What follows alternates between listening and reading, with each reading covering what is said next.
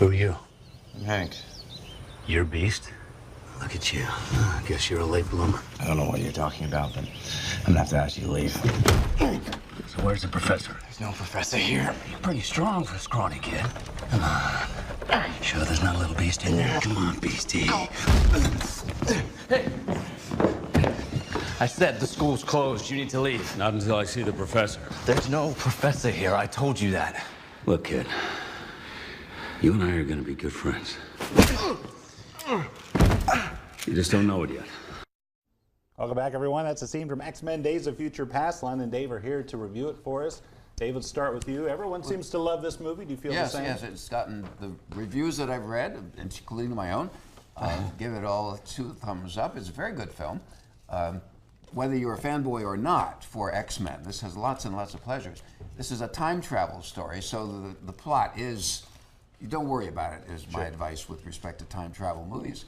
They're lots of fun, I think, and trying to keep it all sorted out and master the logic of it and so on is just not worth your time.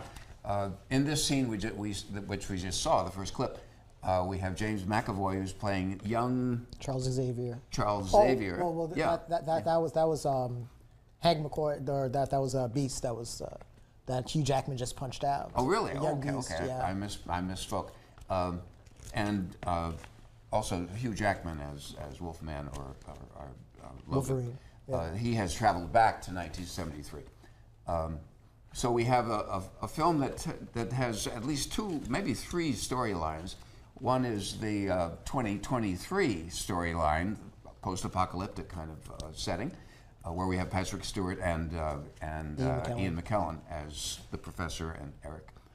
And then we have another cast of characters who are back in 1973. And it's really well done. So, Len, if you were to look at this script and think, I don't know how this is ever going to come off on the screen, but it does. There's so much going on. Did they do a nice job of weaving everything? There is so much going on, but Bryan Singer, the director, who was the original director of the first 2 X-Men movies, has come back and has really put the pieces together. This is a huge cast. I think there's probably like 6 or 7 Oscar winners on this cast, and not a lot of them are good, real good. Like Halle Berry's going to pop in, do her powers. She's barely in it. She's barely in it. Yeah. You know, but it's an amazing movie, an amazing atmosphere. I like to call this X-Men Days of Future Past continuity, because if you're a fan of the X-Men universe, cinematic universe, and most people hated that abysmal X-Men: The Last Stand. Yeah. You are going to be rewarded.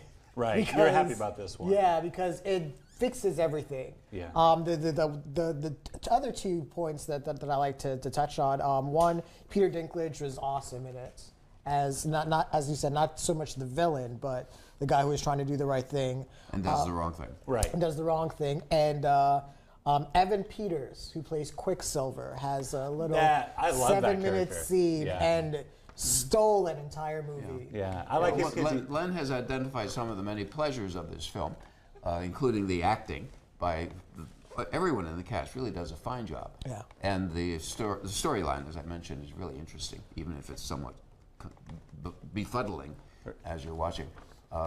If you're not a fan of X-Men, but like a really well-crafted film, well-performed, good script, some smart humor, really good filmmaking. This is one for you. Yeah, all right, let's get your final words, Dave. And here they come. X-Men's time travel task in Days of Future Past has everything you could ask, smarts and action, first to last. All right, thank you, fellas. And again, stay through the credits. Another scene at the end. Yeah. Remember that. Yeah. All right, thank you, guys. We'll be back right after this.